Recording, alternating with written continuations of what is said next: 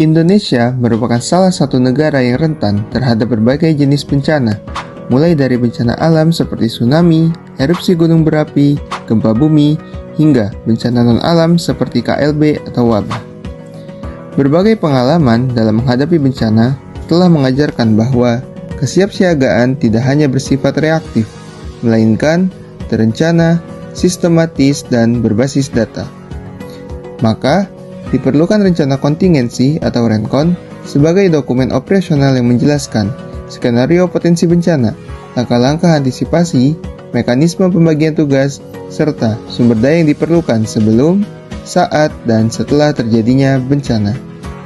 Badan Nasional Penanggulangan Bencana atau BNPB sebagai lembaga negara yang memiliki tugas utama dalam usaha penanggulangan bencana menjadi pionir dalam menyusun rencana kontingensi, yang kemudian diturunkan menjadi beberapa klaster, salah satunya klaster kesehatan yang diampu oleh Pusat Krisis Kesehatan Kementerian Kesehatan. Lalu, diturunkan kembali menjadi beberapa subklaster, salah satunya subklaster kesehatan lingkungan. Subklaster ini berfokus pada pencegahan risiko kesehatan lingkungan akibat bencana. Tugasnya meliputi pengawasan dan perbaikan kualitas air, akses sanitasi, pengelolaan sampah dan limbah medis, pengendalian vektor dan binatang pembawa penyakit, serta keamanan pangan. Dengan kata lain, kesehatan lingkungan adalah benteng pertama agar tidak terjadi bencana susulan berupa bencana non-alam seperti KLB atau wabah penyakit di masyarakat pasca terjadinya bencana. Lalu, bagaimana cara menyusun rencana kontingensi?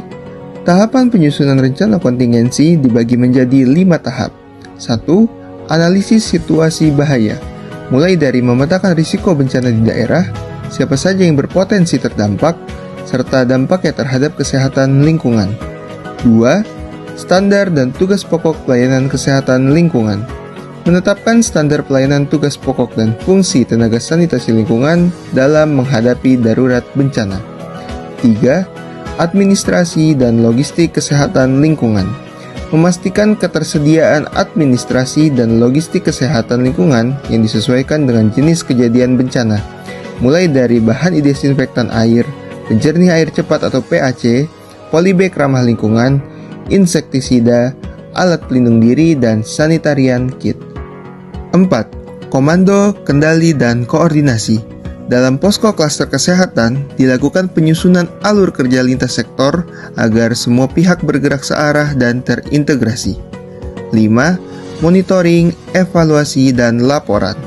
Terakhir, monitoring, evaluasi, dan laporan untuk mengukur efektivitas rencana dan menjadi dasar perbaikan ke depan. Selain kelima tahapan tersebut, dalam subklaster kesehatan lingkungan ada kegiatan utama yang disebut Rapid Environmental Health Assessment atau REHA. REHA adalah kaji cepat kondisi kesehatan lingkungan dalam 1x24 jam setelah terjadi bencana dan dilakukan secara terus-menerus sampai masa tanggap darurat bencana dicabut oleh pemerintah daerah. REHA dilakukan di pengungsian terpusat dan lingkungan permukiman yang terdampak. Aspek yang dinilai adalah semua komponen terdampak saat kejadian bencana, mulai dari data penduduk dan fasilitas terdampak, kondisi air bersih, sanitasi, pengelolaan limbah medis, sampah, vektor penyakit dan binatang pembawa penyakit, hingga kebutuhan logistik kesehatan lingkungan saat bencana. Hasilnya, penilaian digunakan untuk menentukan tindakan skala prioritas dan rekomendasi kepada sektor terkait, sehingga keputusan dasar masyarakat penyintas dapat segera dipenuhi. Namun, rencana kontingensi bidang kesehatan lingkungan tidak hanya dijalankan oleh pemerintah pusat.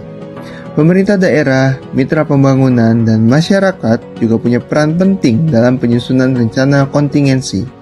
Dengan menjaga kebersihan lingkungan, ikut simulasi bencana, serta mendukung penerapan perilaku hidup bersih dan sehat. Dengan keterlibatan semua pihak, dampak bencana dapat ditekan. Dengan rencana kontingensi bidang kesehatan lingkungan, kita bisa mencegah timbulnya dampak bencana terhadap kesehatan masyarakat. Bersama kita siap, tangguh, dan selamat. Salam sehat.